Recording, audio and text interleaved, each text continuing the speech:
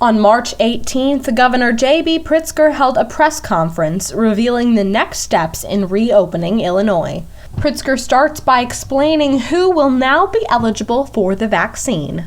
I'm pleased to announce that I'm directing every jurisdiction that receives allotments of vaccine through the state of Illinois to expand eligibility to all residents 16 and older on Monday, April 12th. That includes local health departments, state-supported mass vaccination sites, pharmacy partners, and other providers. Pritzker then shares how the reopening plan will be affected by this increase of vaccine recipients. So after a 28-day monitoring period in the bridge phase, and assuming no significant resurgence of COVID-19 cases, hospitalizations, and deaths, Illinois will resume normal business operations when at least 50% of our 16 and over population has received at least one dose.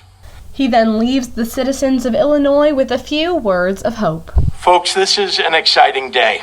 Although we still are in the midst of a global pandemic, the end seems truly to be in sight. So don't let up. Join me in wearing your mask and getting vaccinated when it's your turn. Step by step, we can get out of this the same way we came into it, and that's together.